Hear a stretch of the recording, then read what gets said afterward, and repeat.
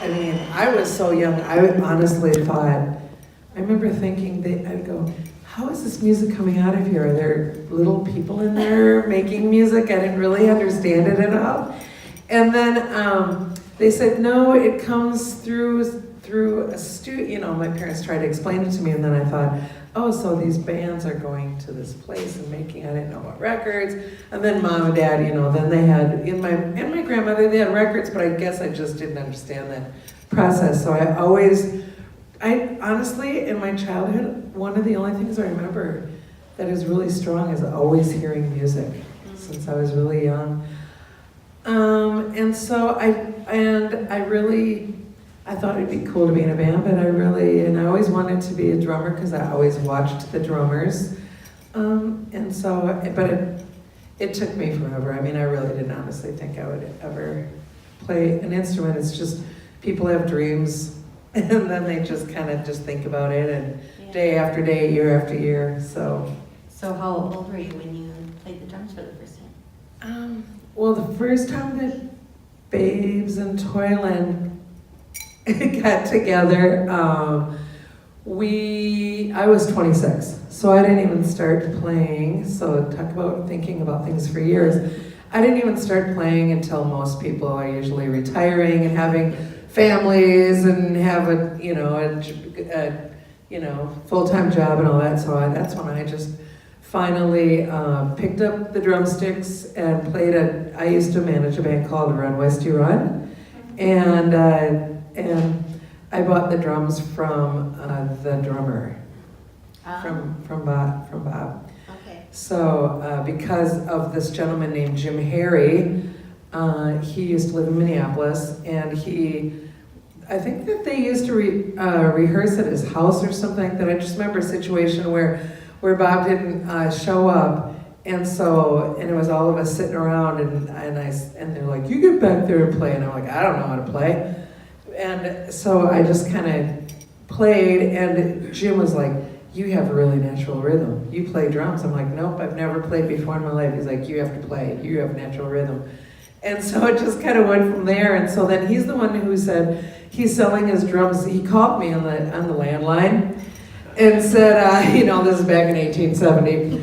And he said, Bobby's selling his drums, and you have to buy them because you are going to play drums. You need to play drums. And I'm like, I always wanted to be a drummer. I'm sure I told him that, but so it just kind of went.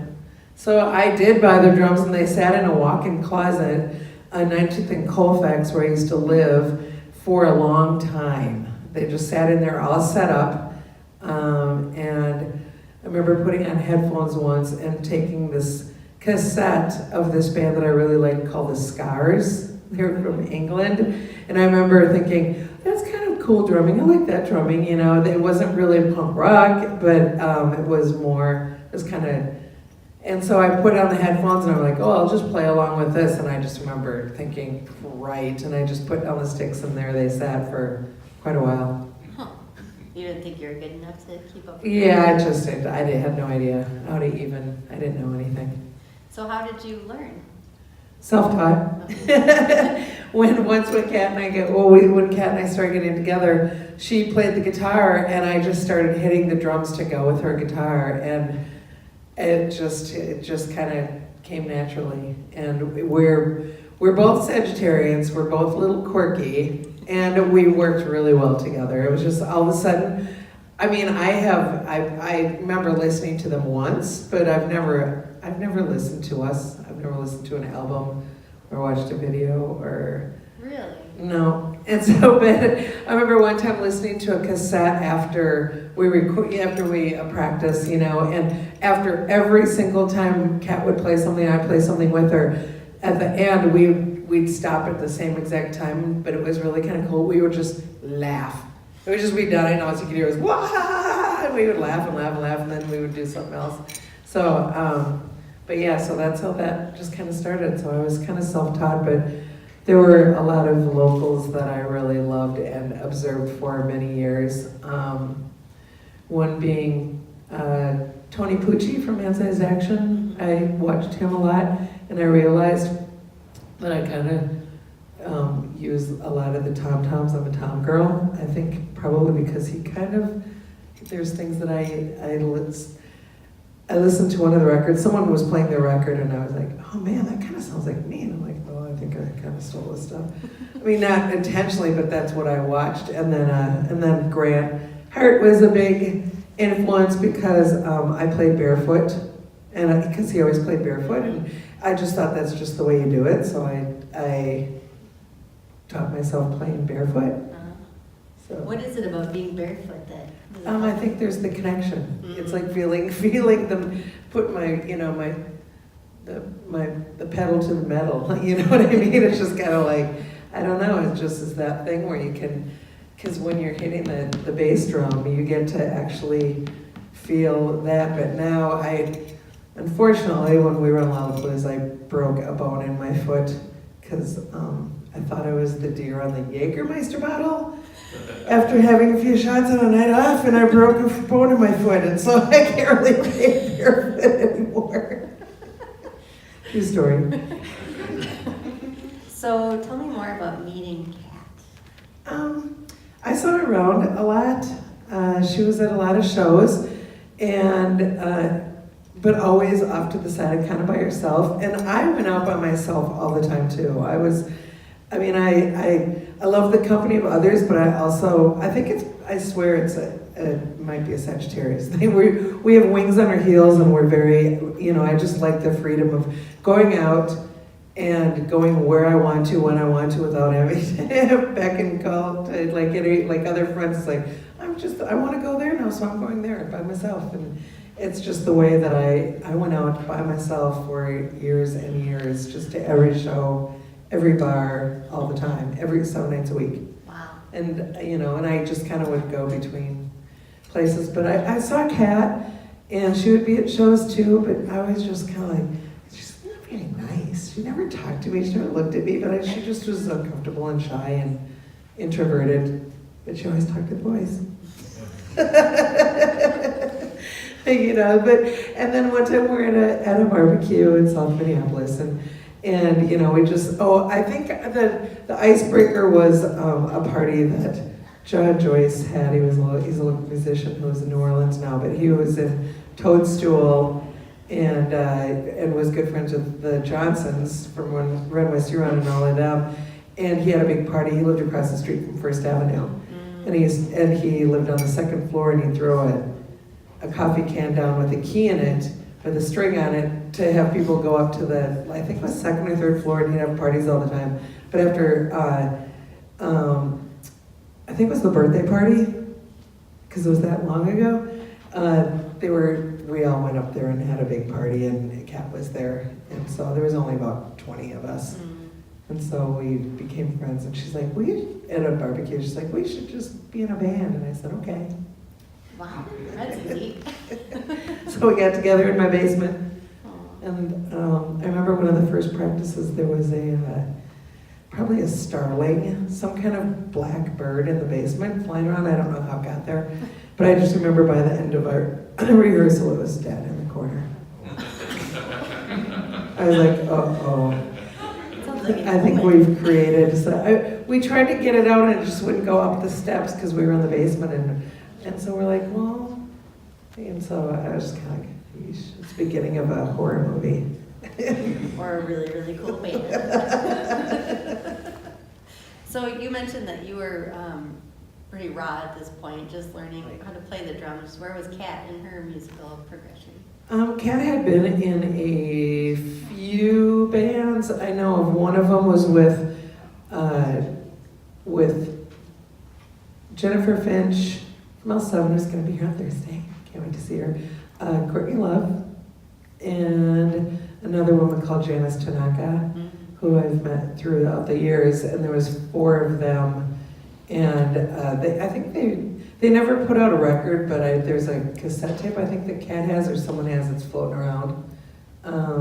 So she had already played, and then I know she brought some of those songs because she is played the guitar, and she's always been I think that Kat's a very underrated guitar player, and she's a great singer. She has the lungs of the most giant woman in the world, and she's just this tiny little thing. But I think as a guitar player, she is really underrated as far as guitar. People just, and she's amazing. And sometimes I don't get to see that, but when I do, I think now when our second bout, I was more in tune and grounded after a 10-year hiatus. And I just really, it just, was something, a different way of being in it. Yeah. So you had mentioned that Courtney Love was in a band with Kat before. Is that why people think that she was in Babes in Toyland? I think so. I don't know why they think that she was. I don't know. Then Michelle goes, she played bass with us for a while. I'm like, how could you play bass if you were the bass player?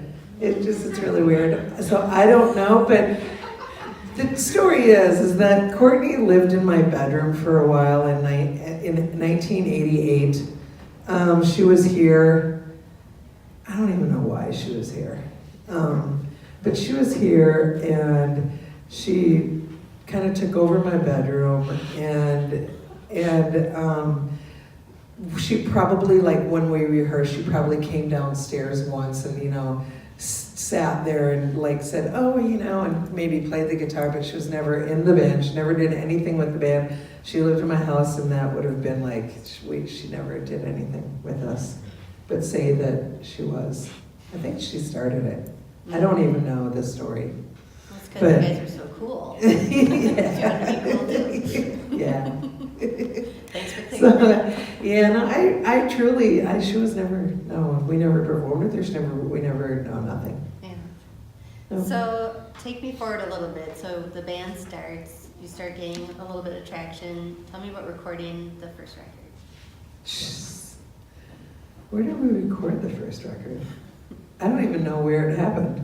What's the name of the first record? Okay. A spanking machine, okay. I named that. I remember that. God, was that, I don't even know, who do we record it with? I don't know. So bad. Yes, all I know is that it was pre-dreads. My timeline is like dreads, no dreads, pre-dreads. That's all I know. I'm so horrible. If anyone knows where we recorded, I might be able to tell this story. That's okay.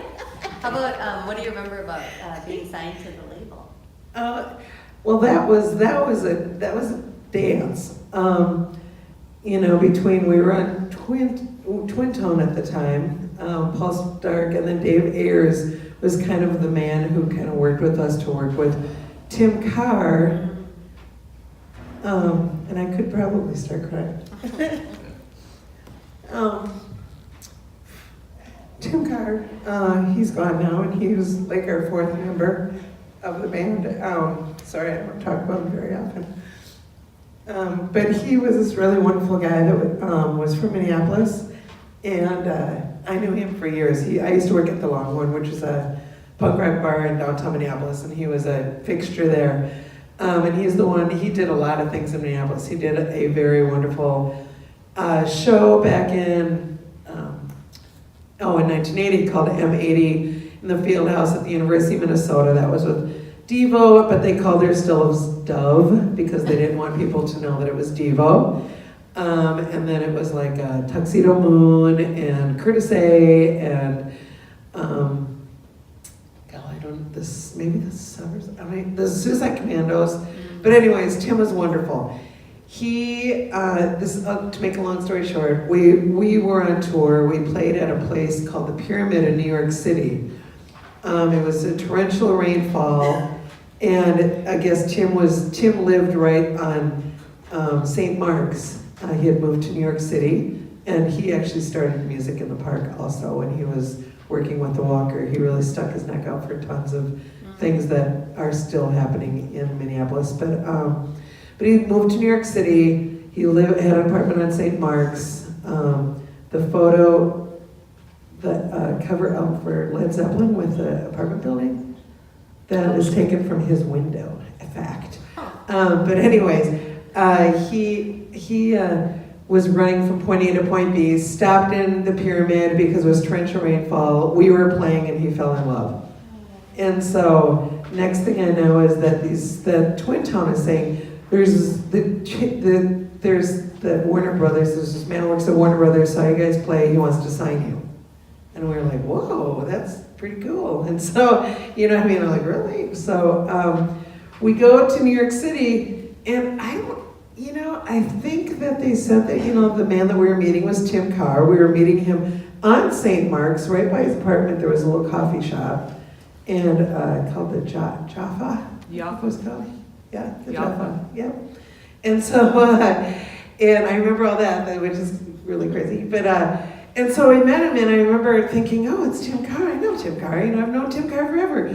But apparently, I walk up. I'm the first one there because I'm very prompt. Unlike the rest of the girls. So I'm there, and Tim's like, I'm like, hi, and he's like, hey, what are you doing? And I'm like, oh, I'm meeting you. And he's like, because I guess apparently, I don't know. He just didn't know that I was in the band. I don't really know. And I said no.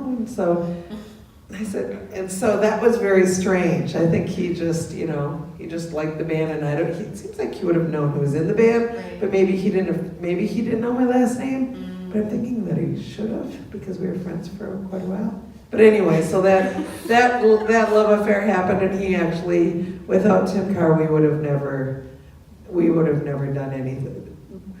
The 99% sure nothing would have happened with us without him.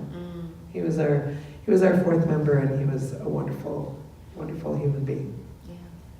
That was such an interesting time in major label history because I feel like all of a sudden, all these grunge bands were starting to get signed, and with the explosion of Nirvana, and then it seemed like labels were more willing to kind of take chances on bands that weren't maybe like the traditional pop style that you would hear on the radio. Did you feel like you were part of like a kind of a new wave of music that was being experienced in this way? I guess I didn't really think about it because when you're in something, it's really hard to stand out of it and look in until it's done. And then you see the reflection and the ripples, and people talk to you, and it's really cool. But when you're in it, it's kind of like, I'm in it, I'm having fun. And it's really great, and that's all that matters. I was like, I love to play drums. I love being in a band with my bandmates. They're my best friends. I love traveling. I love meeting people. I love experiences. So as long as I remember one of the first times we got together, I said, okay, I don't know where this is going. All I know is I'm having fun, and when it's not fun anymore, I'm out of here. So, and that was kind of the important thing for me, is just that has to be fun. Of course there's a lot of work, but it has to be enjoyable. If it gets to a point where it's like you're miserable and you're crying and you don't want to do anything, then, so. But I guess,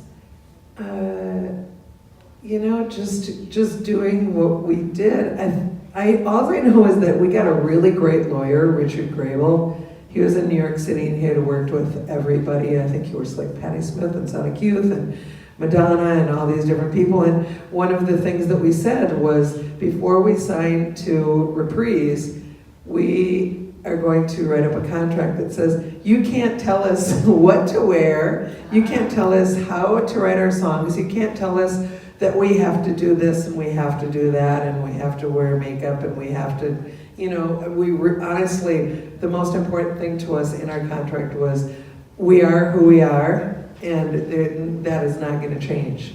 We aren't going to, you cannot polish this turd. Do you think other women were dictating that for themselves at that point? That seems pretty unusual. I don't think so. Oh.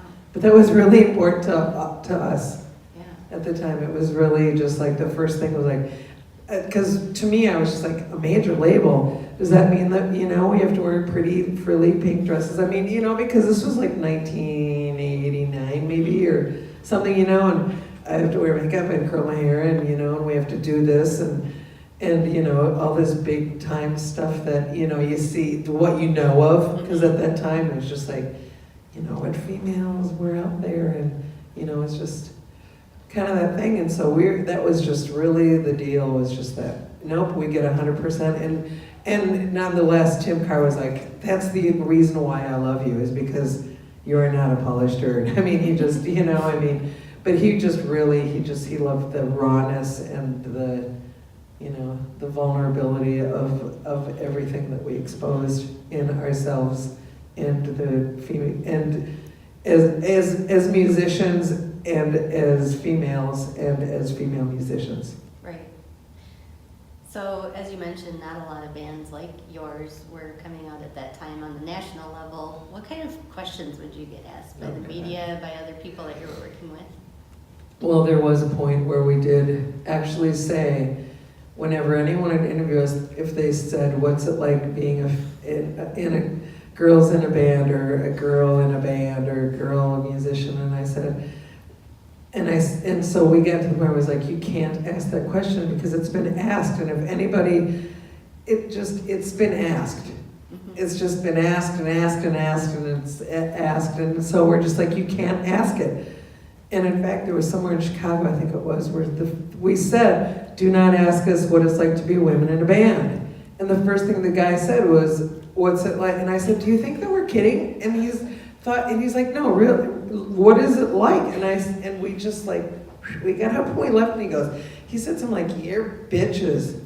And I just said, and I turned around and I said, you're rude. And I just, I'm like, because we're females and because we asked you to not say something, because that's our right of giving you the opportunity to interview us, that's your first thing that you're going to say, because that you think you have the power over us to just be able to just say whatever you want, and that's really one of the only times that we were really disturbed, except for one time when some guys screamed from the audience, show us your dance. And so then I grabbed the microphone, I said, well, I would ask you to show us your nasty bit, but obviously no one, including the person next to you, could probably see it.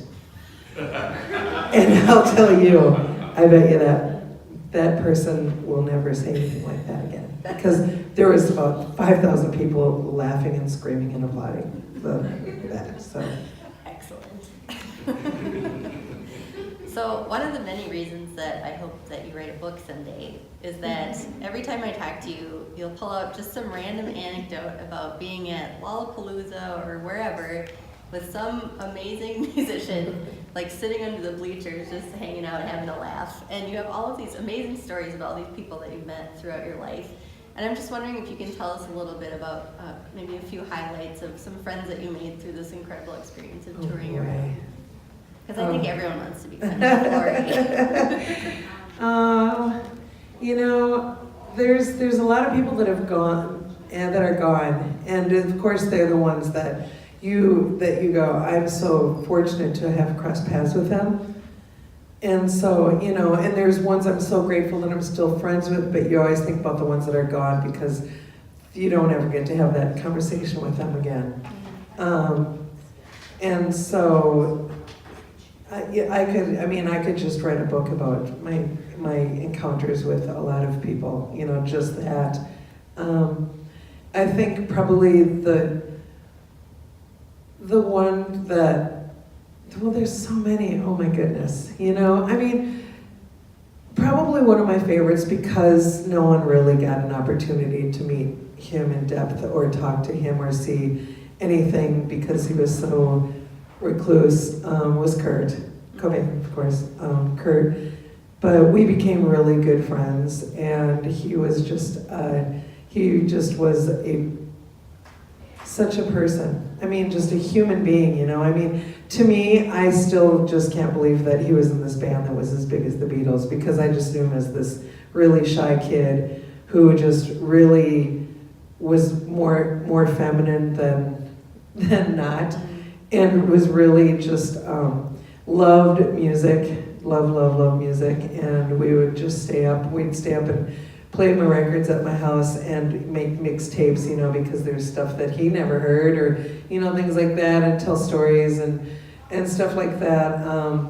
And you know, and he was afraid of a lot of stuff. He was afraid of people talking to him and people asking him questions because he was just so uncomfortable in his own skin a lot of times. But then, you know, the stage was where he got to, you know, that's where it does become art, and it does become where you can share your deepest, darkest, saddest, anything. And not just him, you know, but, you know, there's just tons. You know, I can think of Elliot Smith, I can think of, you know, there's so many. That was also a beautiful soul, you know, it's the ones that, you know, you see that are just, I don't know.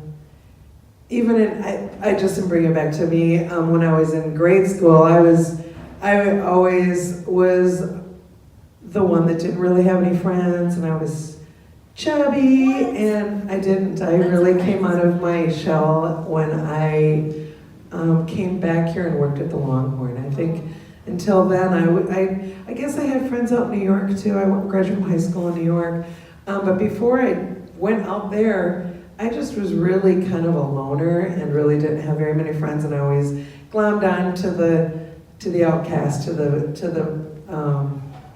the gray goose, the black swan. And so that's just the way I've always been, and so I always just, that's because I always probably maybe shared a kindred spirit with them or something. So, and I don't know what it is, but there's something where there's been many encounters with people that I've had the fortunate life of being friends with the people that really didn't share a lot with other people, but I got to spend some time with them. And you know, but there's a lot of people. I mean, I was saying the only time I've ever been here is when Sonic Youth played here, and Sonic Youth is probably one of, as human beings, as a band, and as their DIY, everything they did, I always tried to keep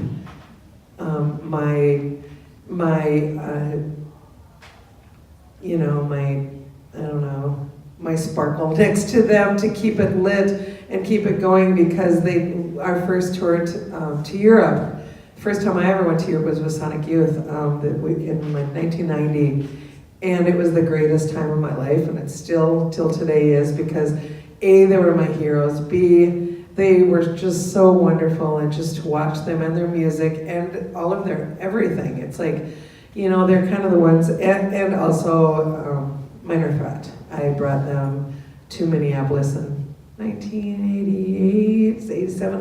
I don't even remember what year it was. The only time they ever played here, I brought them here. I used to do a lot of all ages shows, and they were like, "We don't have merchandise, and we don't do this," you know. And they were just really DIY. Just the fact that, you know, you just kind of learn from them, and so I always learned and kept this close to me, is everything you need is in your backyard. You don't have to go to LA for a filmmaker. You don't have to go to New York for a producer. You don't have to go to, you know, to wherever for an artist. Everything that you need and you have and you want, desired, we all know somebody that does that. And you give them the opportunity, and it's a win-win situation, because you're helping them and they're helping you. And it's the most beautiful relationship that you can have. And it really is, it's just something that you have to hold close, is that, sure, you want to put someone's name on your record that has done something, as in fact, Butch Big.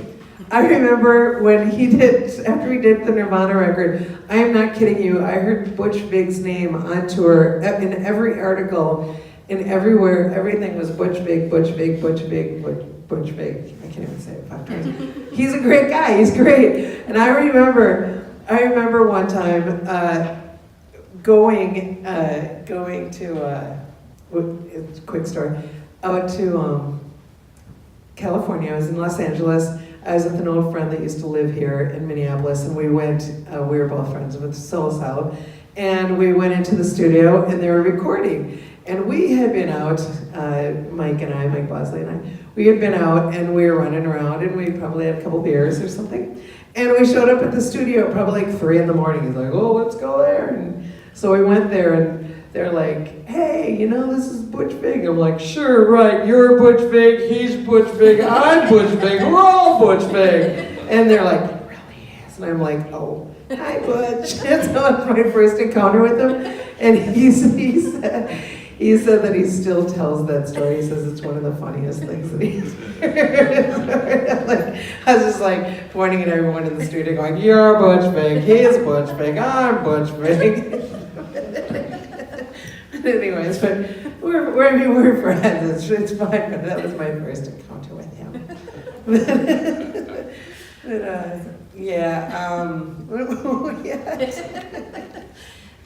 So we were talking about friends that you Yes. over the years. Oh, there's just so many. I mean, we're here in Minneapolis. I mean, we have the trail that we have started. I mean, look, I'm looking at my friends right there, my neighbors and my friends. Hi, you too.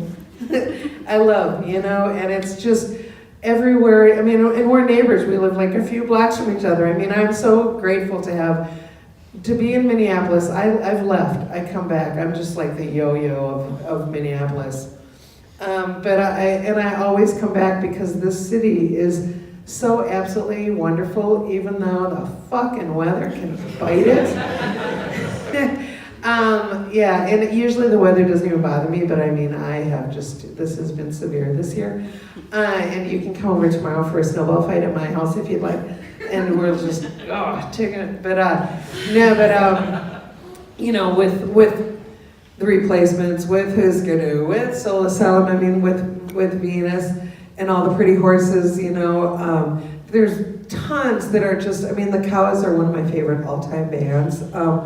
The more obscure, I mean, Tom Hazelmeyer, who has done so much for this city, who owns Grumpy's down, and he had Amphetamine Reptile Records, and he had an art studio. I mean, that man has done so much. He's put out hundreds of records, and he's one of the greatest artists. And the things that man has done, he is so underrated. We have Andrea Swensson. We have all of the people. I mean, really, Andrea, it's just unbelievable. Her to live, to do anything that you are passionate about, and to execute it in every form, shape. I mean, a radio show, an author. What did you do this morning? I mean, I'm gonna give her a thing. But I mean, this city is just absolutely beautiful, and every person you look at and smile at, they all have a story, and the city is just flourishing with unbelievable art with everything. It's a great city. It really is, and I'm so proud to live here and say that I was born here in South, and I'm a South Side girl.